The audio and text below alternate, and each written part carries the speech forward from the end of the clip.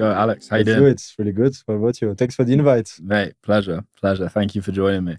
For everyone watching, I'm Otto. I'm an account executive in sales enablement here at Instantly, but more importantly, we're here with Alex Vacca, co-founder of ColdIQ, company that's taken over the cold outbound go-to-market space, especially on LinkedIn. Over the last 2 years, you've scaled it from 0 to 6 million annual recurring revenue, which is insane, while helping Air Ops raise 40 million along the way. Today, just to give a little bit of structure, we're going to be breaking down how you've built LinkedIn's #1 outbound agency, email playbooks, why they're working right now, and how they're booking meetings on autopilot, why your email infrastructure might be holding you back, and what go-to-market looks like in 2026, and AI's role that it will play in this. So welcome. Thanks for joining. Thanks a lot. Love it. Packed agenda for today.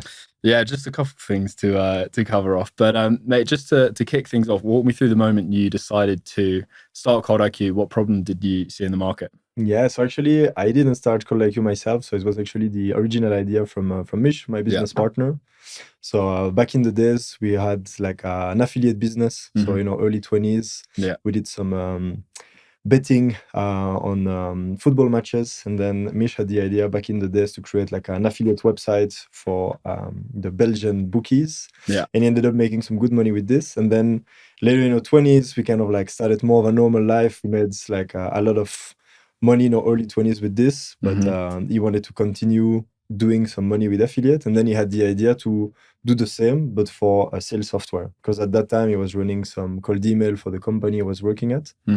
And he was like, okay, I already made some money with affiliates, so why not just trying to do the same with sales software? So he created a blog called IQ to compare all the different software. Yeah. And from there, a lot of people actually started to ask to get some help on how to implement those software. And so that's how he actually got the first few clients. At that time, I was working for WorldCoin. It was the other company of Sam Altman. So I was working in a more operations role.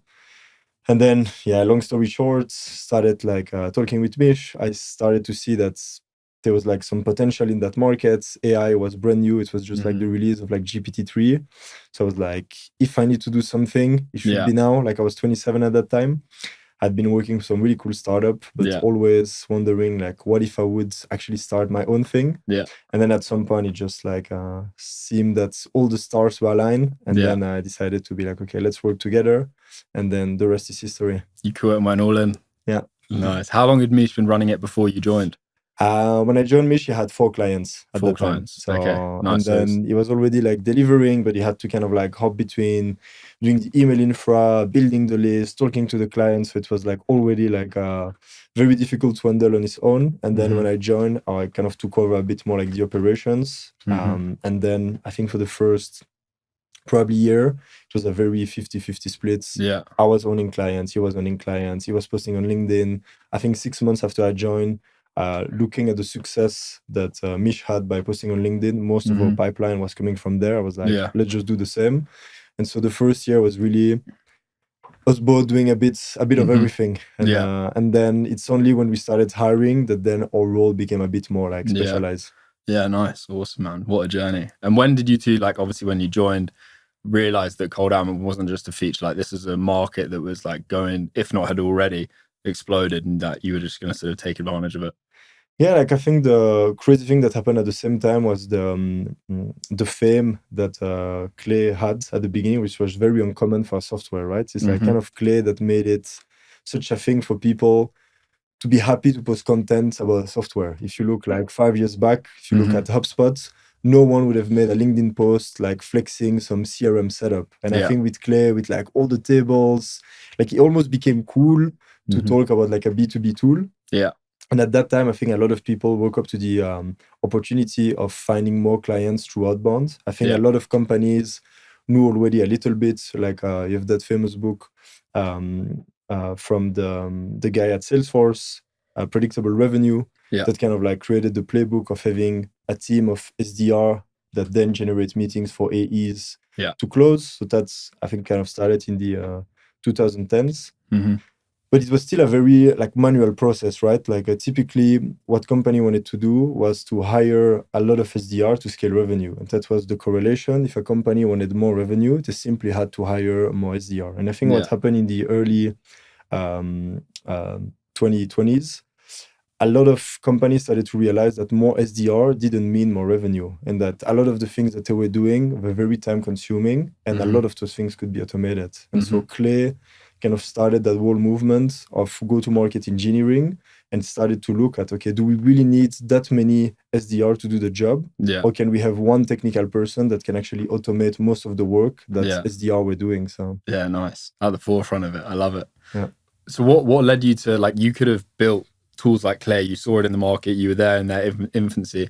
What led you to instead use those tools and build an agency like you have, instead of going all in on a SaaS product or an AI tool, for an example? Yeah, it's a good question. So the cool thing with an agency is that you don't need any external funding, right? It's like if you want to build software, I mean, now with like all the Lovable and like all the new AI tools, it's becoming more and more like democratized. But yeah, back in the day, if you wanted to build a tech product, you probably needed some sort of like funding, or you needed to be like a more of like a technical person to build the actual product. Whereas with an agency, I always say to people that want to like be their own boss, being an entrepreneur is the easiest thing to start, right? It's like if you have some sort of valuable service you can sell to companies, you need 2-3 clients and you can already make 10K per month. And so at that time, it just appeared to be the fastest way to make revenue.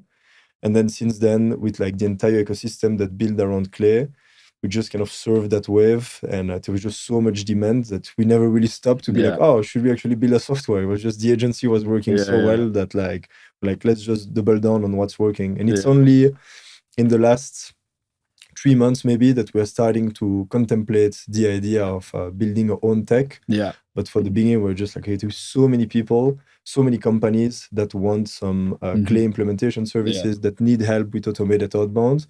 Let's just double down on what the market is asking. So it's interesting. For a SaaS tool, you've probably seen thousands of problems now where you're in probably one of the best positions possible to look at the market and go, hey, there's a big problem there and no one's actually doing that. Yeah. And then now you can really sort of adapt. And you see it a lot with entrepreneurs, right? It's like usually the agency is like the entrepreneurship 101. It's like you start as a freelancer, you have like a great skill that the market is needing, you start delivering the service, then the demand is growing, you start building a team, you become an agency. Then I think some people can go into info, which we also did, like teaching other people. Yeah. Or you can actually build your own tech. And I think right now we're trying to do both. Yeah. We want to keep growing the agency, because that's also the cool thing, is that you cannot really do info and teach other people if you stop doing the thing that you are teaching, right? And so for us, we've always seen those two businesses coexisting, that we want to grow the biggest agency possible, having the most well-run agency with the best service possible, to also give us the credibility to go and then teach other people. And with software, it's the same, that to really understand the problems that the market is facing, we need to stay in and keep doing the thing. Otherwise, we won't have the intel about what to build. Yeah, exactly. It's funny you say that. That's actually how Instantly started. They had their own agency, and then all the tools charged per seat. So they would add their clients, add everyone, and the price would go like that. So then they built Instantly, and the revenue took over the agency.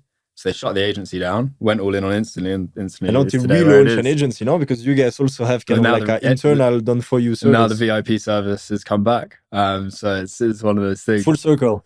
Full circle, yeah. So look, you scale ColdIQ to 6 million ARR with a remote team, which is crazy. What's changed about hiring go-to-market talent 2003 to now in 2005? Yeah, one main observation I would make is that at the beginning of the agency, when you wanted to find a go-to-market engineer, which is the most common job role at ColdIQ, you had to somehow bet on people, because no one had experience about go-to-market, right? Like maybe you would have more senior people that had some RevOps background, but like Clay was so new that you couldn't put in a job post, like I look for someone with 2 years Clay experience. And so we had to do a lot of kind of betting on the right horse. Like we found a lot of people in the early 20s that show like a lot of curiosity, a lot of grit, a lot of resilience, and kind of be like, okay, we're going to teach those guys and we're going to make them the best go-to-market engineers possible. And so now we have like super top talent at ColdIQ. Shout out to like Harry, Kenny, which are like two GTM machines at ColdIQ. Yeah.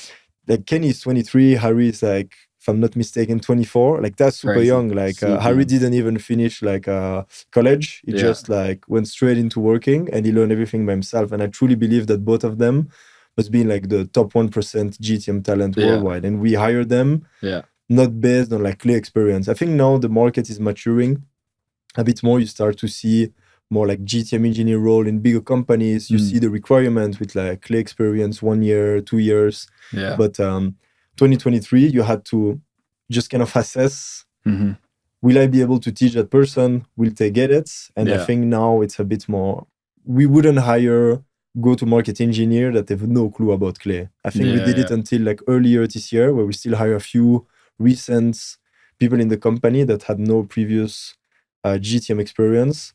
But I think now the market is a bit more mature. I don't think we'd do that in the future again. You probably had time back then as well, whereas now probably your time is finite. It takes time, right? Because that's the thing with go-to-market engineering. A lot of people struggle to really define what it is.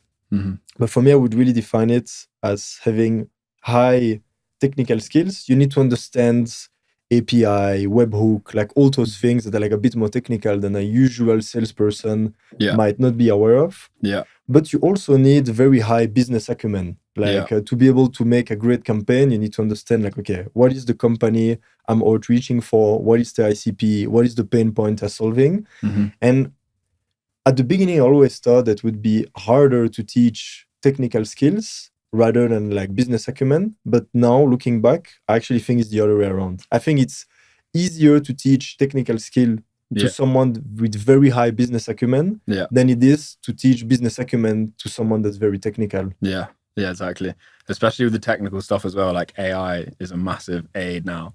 Whereas like the sales stuff, you can't really learn from AI. You got to learn from doing, and that you could argue the same with technical. But like, you know, AI can help sort of figure out APIs and webhooks. Because we sit with the onboarding, right? It's like now when we train new GTMEs, we have like a proper process. We make them like build a campaign, like we show them how to use a different tool. But it's like, how do you teach business acumen? I don't really know how. It's like, I can recommend some books. You can like point them in the right direction, listening to podcasts, but I still haven't cracked how you teach business acumen to people. It's an interesting one. The way I learned, I was given a list of 1,000 companies to cold call, and that I was told to book a meeting or get told to go away, and that was I had to go through the list for like 4 months. How many rejections did you have to go through before your first meeting booked? So many. So I reckon like 60. And you know what, the best and the worst thing at the time, but the best thing looking back in retrospect, I was in a room with the CEO, the other founder, and I'd do a call, and it was a really bad call because I was new to it. It's the first time I'd ever done it. And they would turn around and go, that was a terrible call. And my heart would sink. But in reality, like that was the fastest way for me to learn. And it's amazing the speed of the feedback you were getting, right? It's like so iterative. If you can get like a feedback every time you pull the phone, like that's how you learn. So yeah, it's nuts. It's nuts. So how's the fact that your team's remote shaped how you build culture and keep everyone in ColdIQ aligned? Yeah, it's really hard. I'm not gonna lie. Like you start to see a lot of bigger companies that are like mandating people to go back to the office. First, we've been remote since day one. We have a lot of people in Spain, with people in the US, with people in Canada. Like me and Mish are both from Belgium. So we've been in a very international setting since day one.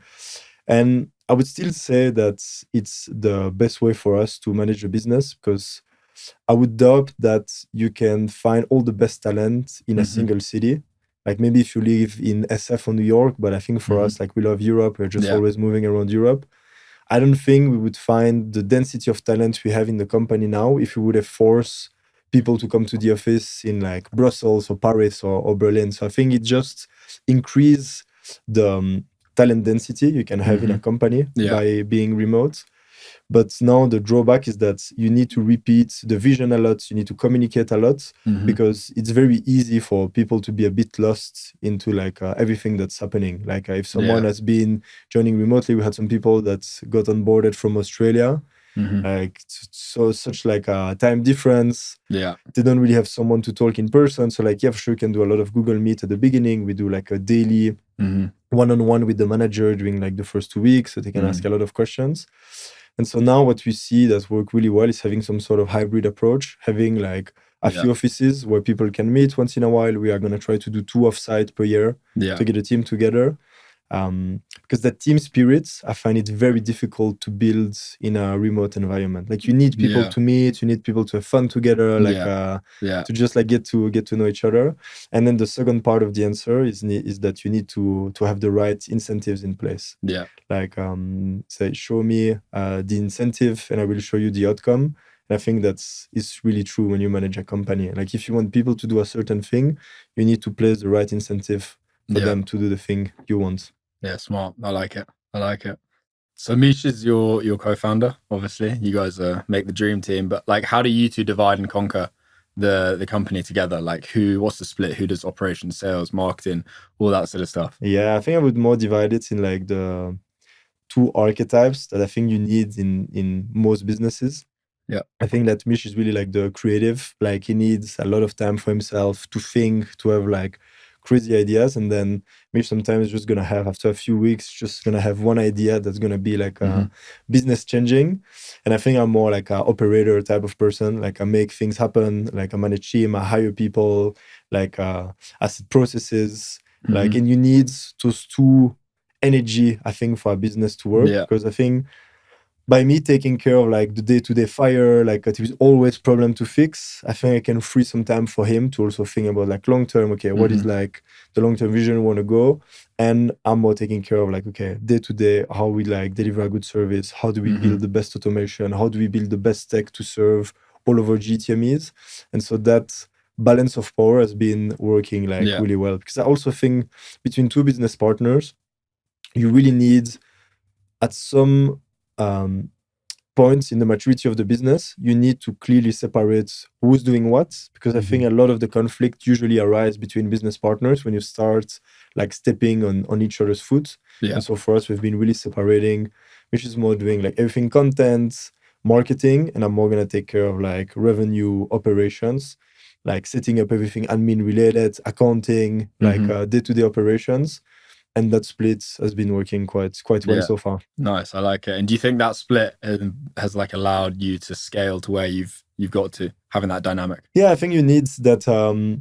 I love that quote from Gary Vaynerchuk where he's saying micro patience, micro speeds. And so I think you need to have one person that has the freedom to think long term and have also like the mental space to like assess what should be like the long-term move. And then you need someone that's like really quick at executing, like making things happen, and having that balance of like micro speed and macro patience. I think that's how you build the best businesses. Nice, I like it. So now I want to touch on personal branding, and some could say LinkedIn dominance, but so I noticed like you can't go on LinkedIn and scroll and not see a ColdIQ post. So like, how have you got your entire team to become ColdIQ marketers, essentially? Yeah, I think you need to lead from the top, right? It's the same for everything in business. Like, I think the best type of leadership is when you can lead by example. And so when people join, most of the time they join because of the LinkedIn content. That's often something that people sleep on, that everyone is thinking like, oh, I'm going to post content for lead generation to find more clients. But I always explain to people that one of the hidden benefits of actually posting a lot of content is that it's also an amazing thing for employer branding. Most of our top talents in the business, they all came from LinkedIn. I think that the top 50% of the people at ColdIQ would have never worked with us if it wasn't for the content we've been putting out there. Because the same way that you build trust from your clients, you can also build trust to like in front of future employees that then see your content repeatedly. It's like, okay, I don't want to work for anyone. I want to work for those guys because the content looks cool. So most people, when they join us, they're already very aware that content is playing a big role. And it's also something we offer as a perk, right? We build a lot of systems and infrastructure around content creations. We have a lot of internal designers. Mish is running some like workshop to teach people about content creation. We incentivize people. We had like during Q4, we had actually a little challenge for the people who were posting the more. We kind of created an entire calculation about amount of posts, followers growth, amount of comments. And for example, Kenny won, and Kenny is going to have an extra 5K added to his salary like at the end of Q4. So we also like put the money like where our mouth is to really giving proper incentive for people. And then we always say the same is we want to make ColdIQ the best place for people to work at, but we know that people won't spend the entire lifetime working with us. But so by the time they leave us, we want them to be in a better position that they started with. And I think having a great personal brand is an amazing way to kind of leverage better opportunities in the market. So we really want people to be like, for sure, it's great for us while you're with us, but long term is also going to be an amazing asset for you. Yeah, nice. Yeah, I think personal brand's like one of the best investments you can make at the moment. Yeah. And congrats to Kenny. So you and Misha leading from the top posting. When was the point that you both realized that you were going to go all in on LinkedIn and lead from the top? And now you've obviously built. Since day one, to be honest, like already by the time I joined Mish at ColdIQ, most of the clients were already coming from LinkedIn. Like it was a famous story where Mish had tried, I think, 3 times to post on LinkedIn. Like always 2-3 days, then stopped, 2-3 days, then stopped. And then I think in January 2023, if I'm not mistaken, he had like made the commitment to himself, okay, I'm gonna try for 1 month. Yeah. And then he had started early Jan, he makes a few posts. And then one day he's a bit tired, he's a bit sick. He's like, fuck it, I might just drop it. Yeah. And on that day, he's like, no, come on. I took a commitment. I'm just gonna like make it happen. He posts that post, and that post goes viral, like 600 likes. I think he had 40 meetings booked from this, and then he was like, oh fuck, like I really shouldn't sleep on this because this could be like a massive opportunity to generate leads for the business. Yeah. And I think then when I joined, most of the leads were still coming from LinkedIn. We were running a little bit of outbound. And then in August, I started posting a lot. And then we just kind of doubled down on this. Like it became almost the most important task of the day. Since January of this year, we shook hands on posting every single weekday. And none of us has dropped. So we've been, I think it's been the most consistent things we've ever done. So. Yeah, it's crazy. The 5 times a week, like fair enough. Because I made a promise to myself like 4 months ago that I do 3 posts a week, and I haven't not missed that. And even just from doing 3 a week, the growth I've seen has been crazy. The inbound leads, the followers, all that sort of stuff. But 5 times a week, like it makes sense. Yeah, it's like the consistency is really like someday you're like, it doesn't matter that much, but you really see like things compound in the long run. Like I think over the last 365 days, I had almost like 10 million impressions just with my profile. Like, and then if you do some quick math, usually I think on LinkedIn ads, you spend $16 per 1,000 impressions. Yeah. So you can think in terms of amount of money saved. If you were to like advertise like and get the same amount of impression, like it saved so much money to the business by actually like really focusing on organic content. Yeah. That's nuts. 10 million. I'm about to crack 3 million. So nice. We're getting there step by step. Yeah. And so you're over 50,000 followers now. How quickly is it taking you to get to that? I would say that's over the last 2.5 years, I've probably gained an average of like 20,000 followers per year. I think that's kind of like the growth rate. Yeah. Which is also like, it sounds like a lot, but it also sounds like very little when you compare to other platforms, right? It's like when you look at like Instagram and YouTube, you see people that just have like an exponential growth. I think on LinkedIn, it's more something that you do very consistently, and then you just see like the growth. And now the big goal for us is how can we spread this to other platforms. So YouTube is like the next big beast that we wanted to conquer, but it's a very different ball game. Like video contents. Like I think being consistent with written content is one thing, but being consistent with video content, that's still like another level. Requires a team. Yeah. I want to talk around like one of your, I think, is amazing content pillars, the infographics, the go-to-market flows, cheat sheets, tech stacks. What led that to be like arguably one of the centerpieces of you and your team's LinkedIn content? I think LinkedIn as a platform really rewards creators that show some depth in their expertise. Like on Instagram, if you want to make some B2B content, it's going to be very top of the funnel, right? It's going to be like, look at this new AI tool I just discovered, or like very basic things, because I think you want to reach like a very wide audience. Whereas like on LinkedIn, the algorithm and also people browsing LinkedIn, they want to see some depth in like what you're actually showing them. Yeah. And so that's why like showing really concrete workflows, concrete steps, or like showing exactly how we've done a certain thing. Like the audience on LinkedIn really value this rather than just talking about some very surface level things. showing them that you have done the thing, showing the results, I think it builds a lot of trust. Like when we show like a workflow, when we give like the step-by-step, it's like Alex Vacca is always saying that is you should give the information for free and charge for implementation. And so we've been trying to do that with the content as well, to be like, hey, here is how I would build a GTM system from scratch in 2025. So it's like we try to be as insightful as possible, so people could try to rebuild this by themselves. The information is there, but by kind of opening the kimono a bit, like people can see like, okay, those guys know what they're talking about. I don't have the time to implement this. Why not just pay those guys directly to do it for me? Yeah, nice. I think people get a lot of value from those. I know I personally do. So keep it up. It's Happy awesome to hear. Yeah. It's something I hear a lot from founders as well. Founders, people, just anyone on LinkedIn, it's like they can generate leads, so to speak. But when they have them in the DMs, they can't actually convert them to a meeting. That's where they lose it. Without giving the game away, do you have any sort of like hot tips or takes on that? I think for me it would be like a bit different, because usually people like reach out to us, they're already really warm about the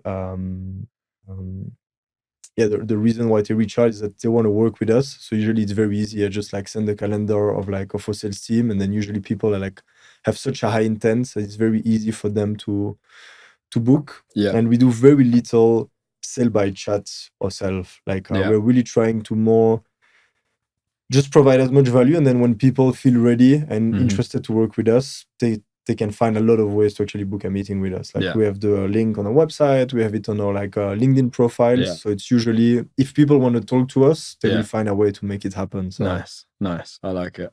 So I was doing a little bit of research. So LinkedIn's got 1.2 billion users, but only 9 million posts consistently. So that's less than 1%. Most founders see that stats and sort of do nothing.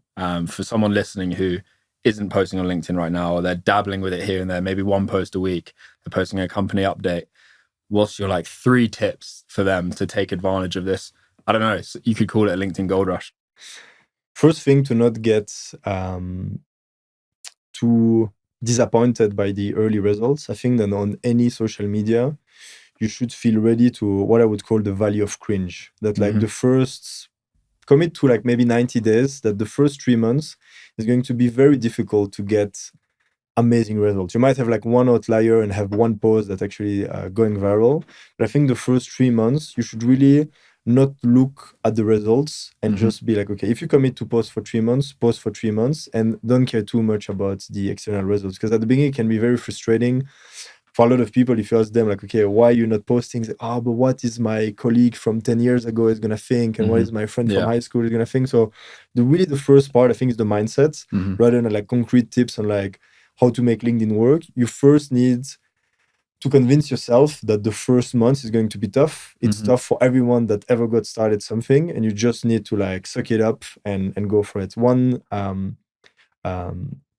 trick or hack we had at the beginning was that to not look too lame, what you can do is sending your posts on WhatsApp to your friends, to your family. So at the beginning, I remember when I started posting in August 2023, like I was maybe averaging 6-7 likes, and so I would just copy. I would ask my mom, I would ask my dad, I would ask my friends, like, hey guys, come on, like, can you just drop one like comment some random stuff, but please just show some support. And I think it can build, because once you cross 15-20 likes, it doesn't look too lame, like that you're posting. So that's one thing to kind of build the confidence for posting at the beginning. Don't hesitate to ask for support around you. Second is that don't reinvent the wheel. A lot of people on LinkedIn are like, oh, what should I post about? I have no idea. Like, or where should I start? Is look at what successful people in your niche are doing, and then don't copy like carbon copy, but try to get some inspiration. If you see that workflow are working really well, if you see that like clay tables are working like super well, just try to imitate and add your own twists at the beginning. Like, I think that's really what's stopping a lot of people, is that they think that they need to have like the revolutionary idea for them to deserve to post on social media. But I think at the beginning, you should really be like, okay, what is already working? And I can just add my twists to like a format that's already working. And then third, I would also always start from what is the problem I'm trying to solve, and who are the people I want to help. And then in your content, try to just answer the most pressing questions or the most pressing problems that your ICP is facing. So if you want to sell to like a VP of sales at a SaaS, try to put yourself in his own shoes and be like, okay, what is someone as a VP of sales, at an American SaaS that's like just raised a Series A. What is he thinking about? Like, what are the problems he's facing? And then try to like create content to try to be as useful to the ICP you want to serve. Some absolute golden there. Yeah.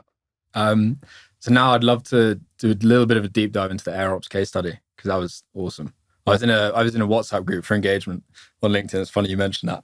And this guy was talking. He's like, I'm about to sign up with ColdIQ. I was like, amazing. You're in great hands. And he started talking about the AirOps case study. So it's obviously had a big impact. What were their go-to-market challenges before they came to you guys?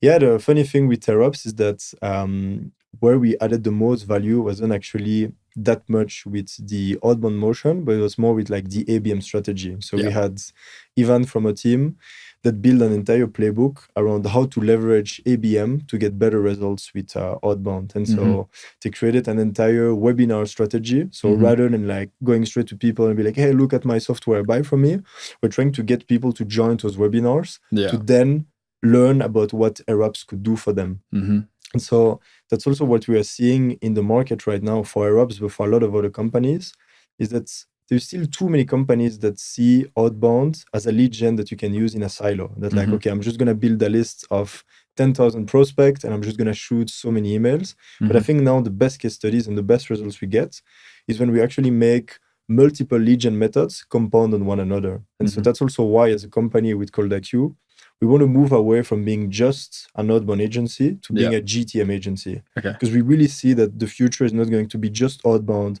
or just content or just ads, but the people are going to get the best results, and people are going to be able to make those 3 lead gen methods compound on one another. And so AirOps is a great example that like leveraging ads to then actually retargeting people. We have the same with our content. When you look at ColdIQ, some of our best campaigns with the best positive reply rates, it's actually reaching out to people that have engaged with our content before, people that have commented, people that have liked, because they show some sort of intent. It's completely different if you just build a list of 10,000 VP of sales in New York and you're just like reaching out to them. Like, that's really how I see cold email evolving.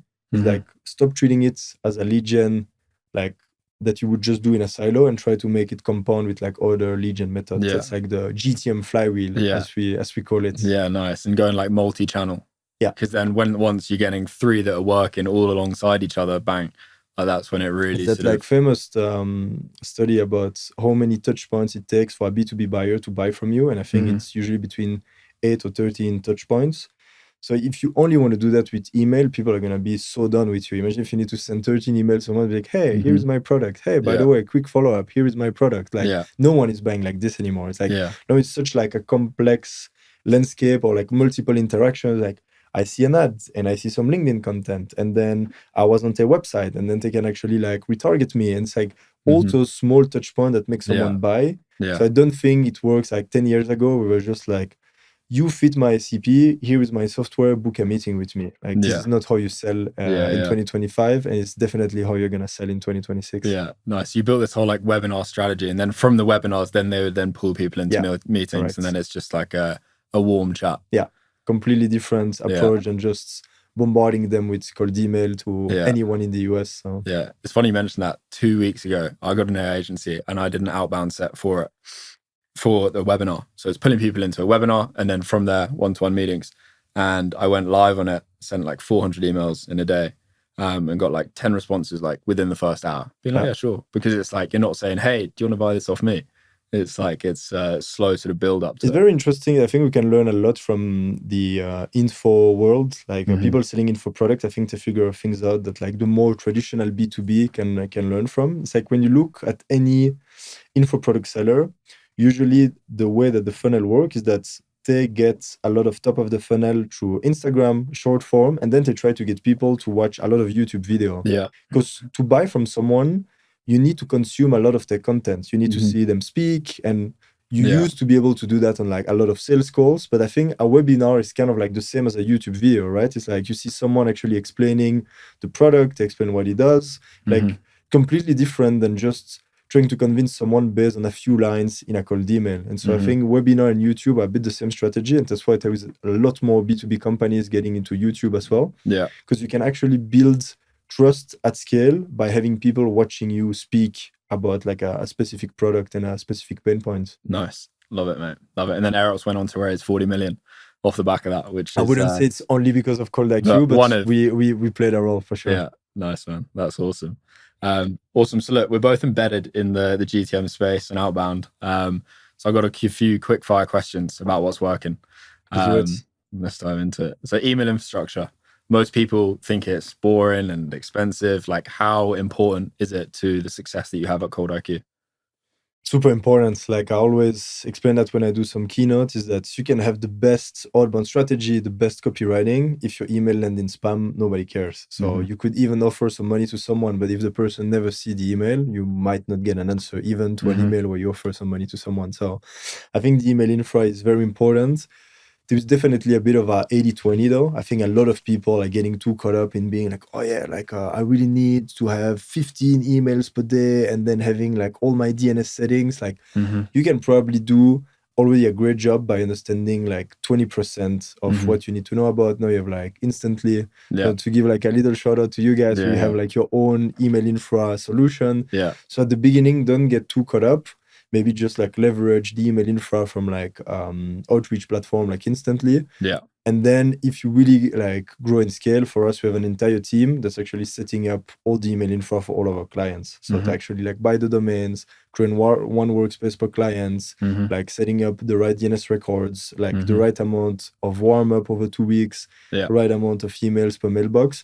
But at the beginning, don't be too frightened by this. And I would just start by buying it from like Instantly or like you have a lot of solutions that offer like a fully managed email infra solution. It's good enough to get started with outbound. Yeah, exactly. Nice. I love it. How's embedding Instantly into like one of your go-to-market tools made deliverability and infrastructure that so much easier? we use Instantly for all the email outreach. So when we want to do some LinkedIn outreach, we use Lemlist. But so typically whenever we sign a new client, we create a new Instantly workspace. And that's what we've been using for like a pretty long time now. Nice. Love it. Good to hear. And with your clients, what generates like a 10x return? You kind of touched on this earlier. Like going all in on a channel that's already working or starting to go multi-channel? Yeah, like when we can make things compound, that's usually when we get the best results. Another big factor, and I think that's worth reminding about outbound, is that outbound works really well if you have like a really big average deal value. But I think there's still too many small SaaS companies that's trying to kind of grow through outbound. But I think outbound is a very expensive channel. Like it takes a lot of effort, a lot of time, and a lot of money to make it work. I still think it's one of the best way to grow a business, but you need to have a certain average deal size if you want to be able to like generate meaningful return on investment.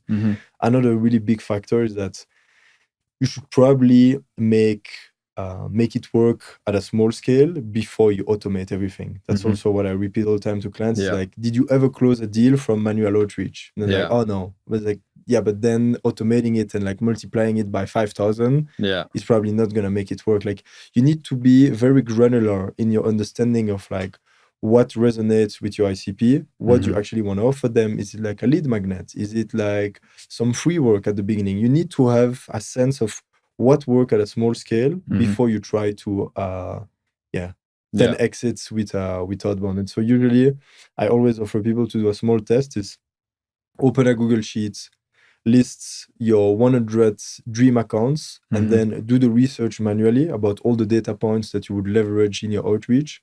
Send those messages by yourself, and then see what's your positive reply rate. If you get 0 positive reply out of 100 manually sent messages, probably not a good time to try to automate something that doesn't work at a small scale. And I think that's the biggest mistake I see a lot of people making, is getting too excited about tools and automation, where it's like, first, make it boring, make it simple, and make it work at a small scale before you try to automate it. Yeah, that automation point is so important. Like there's no point trying like just automating the most boring, repetitive things that are already working, not like, oh, I'm going to do this because someone else is doing it. That's usually how we get the best results. Like a company come to us, is like, hey guys, we really cracked acquisition. We see that like, I don't know, we get people to like a webinar, or like in more old school industry is event attendees works really well. So it's like, hey, we know that every time we go to an event and our CEO reach out manually to the attendees, it's crushing it. We have no clue how to automate it. Mhm. That's where we can do like damage, where we can really do like amazing results. Mhm.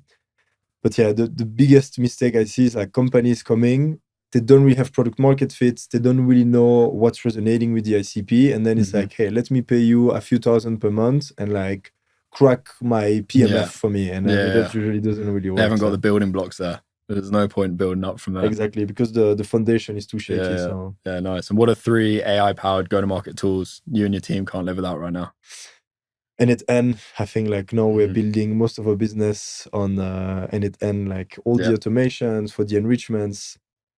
I still need to say Clay, of course, like Clay has been there from the beginning. Yeah. It's still the main tool we use for data orchestration. So whenever we work for clients, all the data enrichment, a lot of things are now happening through N8N, but there is still kind of the central piece is still the Clay table where like the data enrichment is happening.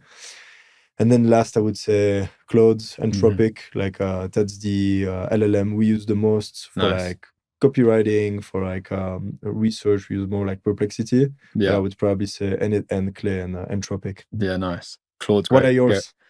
That's a good question.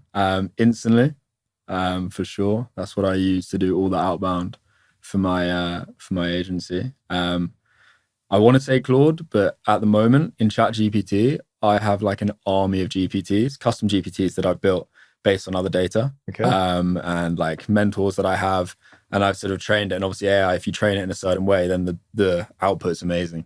So purely for that reason, because of the custom GPTs, ChatGPT, and then it's got to be N8N as well. Saves me, I reckon, like 10 to 20 hours a week. Nice. From manual tasks that I was doing before, and then I met someone who could. Did you like learn by yourself? Like, do you watch some tutorials like on how to use N8N? Because at the beginning it can be a bit like overwhelming, right? I'll be completely honest with you. I know from a top line perspective how it works, but I've got someone who's an expert in it who works with me, and they do it all, because it's one of those things like I need to learn to do it, but I don't have the time. And if I can get someone who is much better than me at doing it, and I can focus on what I'm good at, then perfect. Like I'm sort of sales, outbound, that sort of stuff in terms of the technical sort of know-how. I have interest in doing it, but I haven't done it. I think in the AI era, you really need to double down on what's your edge, because there is so many things you could be learning that like the world is moving so fast that there is always like new courses and new tools. And I think at some point you really need to be like, okay, what is my edge? What am I good at? And I'm just gonna make myself become like the top 1% at that specific thing, because otherwise it's too overwhelming, the amount of things you need to learn. So there's a new tool every day. It's crazy. We kind of touched on it earlier, but so copywriting and cold email, what's like the biggest mistake you see people make? Like, can people rely solely on AI to do it, or is that human oversight always needed? I would take a step back, and before looking at AI or not AI, I think what really makes a difference in copy is the discussion of relevancy versus personalization. I think over the last 2 years, people got so excited about personalization at scale. Like that was kind of the main use case in the early days of Clay, right? It's like you could like use all those AI variables to make your email as personalized. Like, oh, I'm gonna figure out the name of your dog and where you studied in college and give you like a restaurant recommendation in your neighborhood. Yeah. So it looked very gimmicky at the beginning, but it's like now people don't care. Like if your email is irrelevant, you can name like the name of my neighbor. Like it doesn't really change anything for me. It's not gonna make me more likely to buy from you. And so I think that rather than getting too excited about personalization, people should always spend a lot of time to make the email as relevant as possible. And I always use the example. I remember like a few years back, the CEO from Twain, Mo, was looking for advisors to help him with the product. And so what he did is that he picked 50 influencers on LinkedIn that were talking about sales, and he offered them to join as advisor, and he just offered money to join as advisor. So the email was just like, hey, I've seen your content. Would you want to join as an advisor? I pay X amount of money. I think he had a 100% positive reply rate, and the email was a template. And I think it's such a great example to showcase that the email doesn't need to be personalized if you're very relevant. If you like say something that's useful and relevant to your prospects, personalization doesn't matter that much. And so rather than human versus AI, for sure I would still have a human to like check what's being sent. but I would always sit down and try to make the email as relevant as possible. And then sometimes relevancy can come from personalization, right? It's like if you want to sell to e-com, you want to have a good understanding of their business, pulling data from different sources to make your email more relevant. Yeah. But it shouldn't be just, let's make my email as personalized as possible. But it should be more like, let's make my email as relevant as possible. Smart. I like it. I don't know if you got any of these emails, but like a couple months ago, I started getting these cold emails after liking a LinkedIn post. And I personally thought it was way too much. It's like, hey, Otto, I saw you like this person's LinkedIn post on this topic. And I was just, I'd read it. I'd be like, no. Yeah. I'd be like, you're doing too much. Like, this is like too overkill. Like, it's not even relevant to me. It's exactly. I think it's like there, if it's using that as a trigger, but then on top of this can be like, I don't know, for me, what is it, something I'm like struggling right now? It's like, oh, at your stage in business, it's probably time to divide the business in multiple entities. I've helped companies that just crossed 5 million ARR at like restructuring the different corporate entities. I would be like, for sure, let's go, let's have a meeting, because that would be extremely relevant for me. So I think you should really try to understand what is the problem I'm solving and what can be a trigger that indicates that my prospect is finally in the market for what I have to offer. These are like the best way to get great results with outbound. Yeah, smart. I like it. And what's your ideal number of steps in an email sequence? I would say 3. Usually, if you're gonna get a positive reply, it's gonna happen either in the first one or the second one. I think the era of sending 15 follow-up is a bit over. Like what I would rather do is like having a 2 or 3 step sequence and then restart a sequence every 3 months. I think you can recycle your lists much more often than you think, because people are getting so much cold email, you forget about it, right? So if I tell you like, what are the cold emails you received 7 days ago? It's gonna be impossible for you to like say, oh, I received an email from that guy. So it's better to try to be right about the timing. And if you're not right and the person is not interested, just retry in 3 months. But I wouldn't annoy people, because sometimes you get cold email and it's like first follow-up, second follow-up, but there is no value in the follow-up. So if you have a chain of 10 emails and every email is super valuable and insightful for your ICP, why not? But if it's just to be like thoughts, quick follow-up, then I think it's better to not send anything. Yeah, nice. I'm the same, 3. And then people invest so much into the lists, the infrastructure, so on and so forth. How important is when they then send it out and they get a positive reply, that they then nurture that positive reply with urgency? Time to lead, I think, is one of the most important metrics that people are sleeping on. Like we see it with clients. It's like sometimes they're like super excited. We get them like 20, 30 positive replies in a month, and it's like, wow, super nice. And then they're like, oh, but we don't actually get many meetings out of this. It's like, yeah, but if you take 48 hours to answer, it's going to be very difficult to convert those positive replies in meetings. And so I think that's where tech is going to be able to play a huge role. Right now, a lot of people are trying to build agents to actually do appointment setting, but it's very difficult to get it to a level that's satisfactory to the level of a human. But I think if I had to build a piece of tech that's able to take a positive reply and that it's so well trained to actually set the appointments, I think that's like super valuable for a lot of companies. Nice. I like it. Well, instantly's got their AI reply agent, which is, it had an awesome little update. So obviously it can reply in 5 minutes, 2 positive replies 24/7, uploads directly into the CRM. But Calendly released a feature where if someone replies with a time, it can now take the time, email, and the name and populate that into Calendly, booking them into the calendar. Nice. So now you don't need someone else to fill it out. You can just have them say, Alex, you're 3 p.m. tomorrow, next week, Thursday, 10:30, and bang, takes. I need to try it out. To test it. It's a good one. It's a good one. And then last question on this topic, where should people go for high intent lists in 2025? Where's the best place? I don't think I would have a general answer that fits everyone. I think it's very depending of your business and your niche and your industry. Sometimes the best results we get when we work with like a more uncommon industry is like scraping some random website you have never heard of.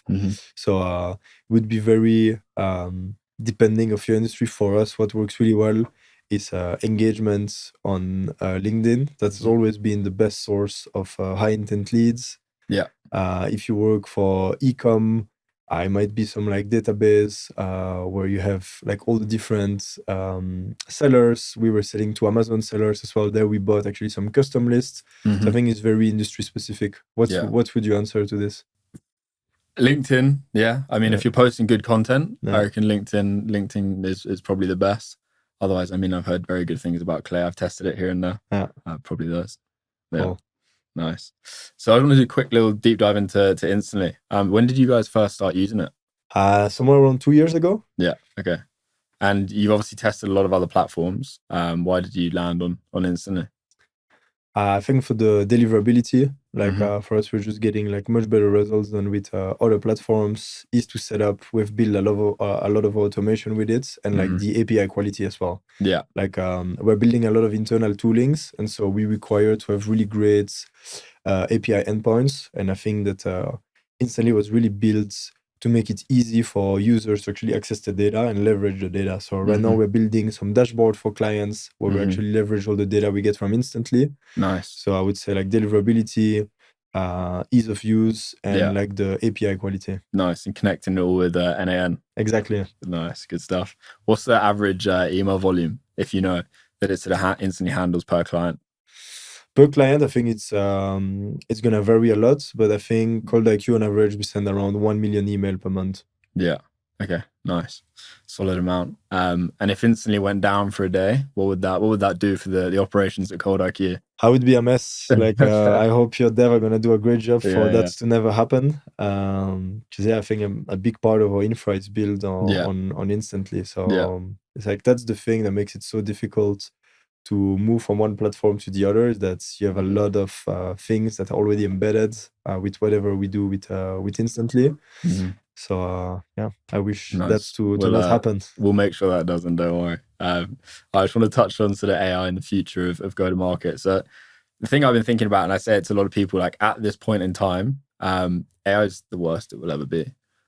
Where do you like see it in sort of 2 to 3 years? My big hypothesis for where the market is going is that we are finishing the era of the software as a service, the SaaS era, and I think we're gonna enter the era of the service as a software. I think it's gonna like flipped. That like people are used to pay for a lot of tools, but people are getting a bit done with like having to have so many subscription, because you have so many companies that invest in Zoom Info and Salesloft and Outreach, and they have those super expensive licenses, but paying for those licenses doesn't deliver any outcome, right? It's like you can buy 100 software in the world.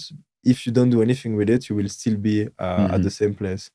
And so I think that the market is maturing in the sense that people want to pay for outcome rather than just like paying for a new tool. And so you're gonna see some sort of fusion between agencies and software, and that's also what we're trying to do at ColdIQ, is that you're going to start seeing a lot of agencies that are going to build tech to deliver outcome at scale, and it's something that wasn't possible before AI. Like the agency business model used to be extremely boring, where you needed like to hire a lot of people to scale revenue, but I think now with everything happening with AI at ColdIQ, we're building agentic processes where what we do can now be like done mainly by agent. And so you need super competent people, like top talent GTME, to kind of operate that these agentic workflows to deliver outcome at scale. And I think that's where the market is going, with like people are going to be ready to pay a lot of money for outcome, but people are so done just buying new tools. And so that's where,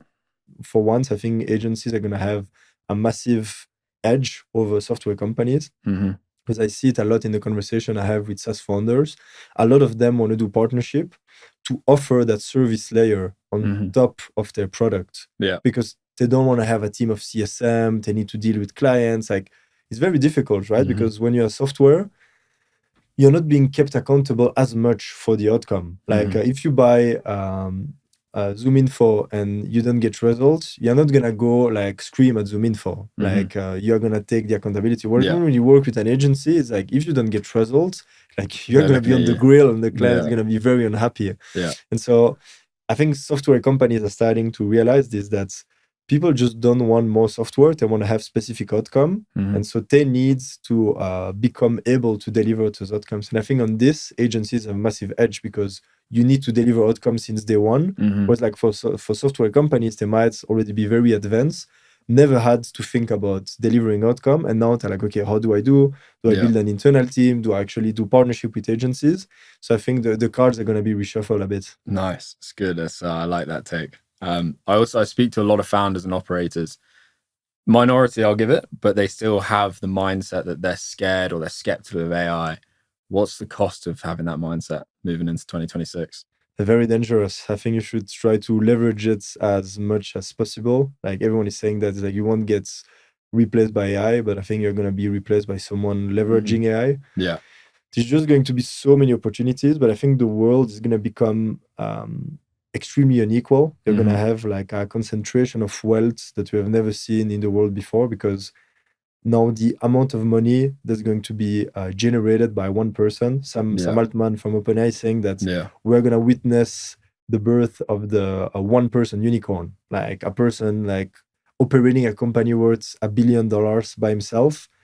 And so you better like jump on the opportunity and try to make the best for yourself, because I don't really see how we're gonna be able to have so many jobs for so many people. Like we see it also now at ColdIQ, is like we're around 30 people, and now everything we do is building tech to enhance our existing people rather than just like keep hiring people. And I think a lot of companies are going through that trajectory. So stop expecting people to come save you, and I think you should just like save yourself. Smart. And as we spoke about earlier, the go-to-market engineer role is cementing itself within the space.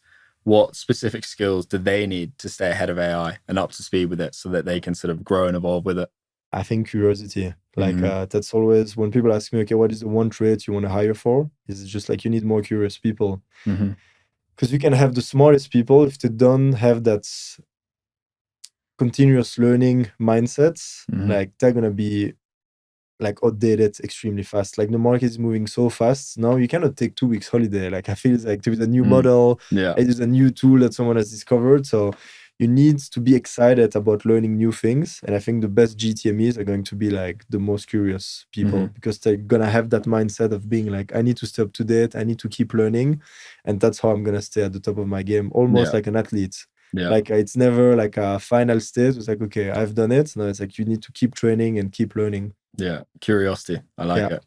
And what's one thing that you're investing in or building today that, you know, other people in the market are potentially sleeping on? If you can give that away. For sure. I won't go in the nitty gritty, but top line. A lot of agencies are still like doing a bit of the old model. It's like I sign my first client, I hire my first employees, I have more clients, I hire more employees. And I think for us, now we really want to become like a tech enhance agency. Like we want to build our own tech, not just relying on external tools, but we also want to build a lot of internal tech to make our operations more efficient and also make our business more profitable. So like looking at all time, I want to have a good idea of like, where do our tough people spend time, and is it really worth for them to spend so much time on this? Like my end goal would be to have super top 1% GTME, making bank, being paid 15, 20K per month, managing a lot of clients and still delivering an amazing service to clients. But we have built such great tech that they don't need to spend time on like building a list. Like there is no added value for someone like Kenny and Harry to go like inside of a tool and click filters, click another filter, export my list. This is very boring. This is a very low added value task. And so it's at all time trying to figure out what needs to be done by people and what can be automated. And so right now we want to enter 2026 really thinking as a tech company and not just as an agency. Yeah, smart. I like it. For those aspiring GTM builders and founders, agency owners out there, hypothetically, if we raised ColdIQ today, what would be your first moves to build back your empire? I think I would just try to help the same people. Like I really want to stay in the same industry. Like things really start to compound. The more you stay in the game, the easier life is getting. I see it. It's like my life now versus where I was in 2023. Staying in one industry, it just has so many compounding effects. Like I feel I know most GTM founders.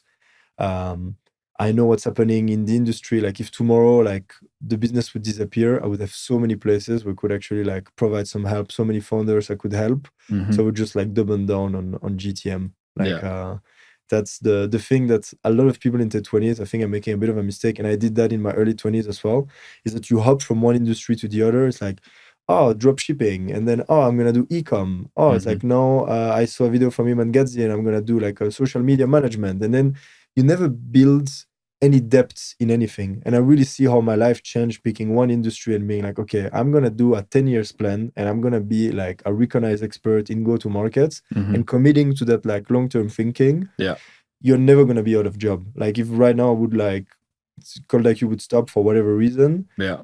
I think I would have so many places I could actually provide value. So like Yeah. pick one thing and just like commit to it. I know it's very difficult for a generation because we always have so many shiny objects, so many different things. Yeah. But actually committing to one thing can bring like enormous value. Yeah, nice. I like it. Well, as we spoke about earlier, you've seen thousands of problems in the GTM space.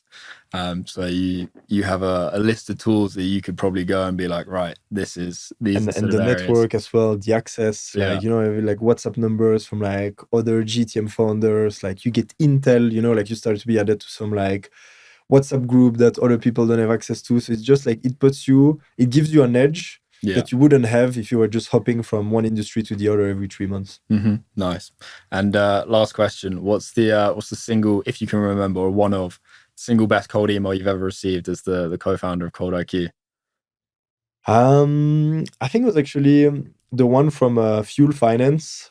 So that's the company we work with that's taking care of all of our finances.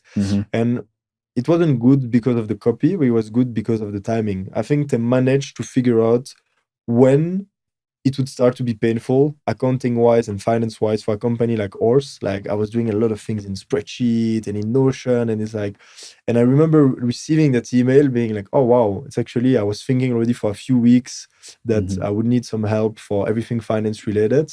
And so just the timing, how right it was, I think that's what made me buy. And so right now, always try, and that's how outbound is working. Yeah, it's like you need to get the timing right. If you get the timing right, the copy doesn't need to be like the best copy you've ever seen, but the timing needs to be right. So I would say the email from Fuel Finance. Because you're actually actually solving a problem. Awesome.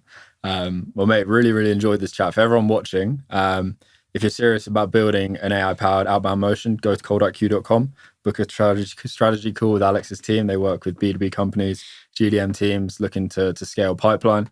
If you're already running your outbound, but your email infrastructure is a bottleneck, go to instantly.ai, try it free for 14 days, and start scaling and sending emails properly. I'll link both the companies down below, along with our LinkedIn profiles. But mate, really appreciate you jumping on. I appreciate you taking the time. It was a nice chat. Talk to you soon. Nice.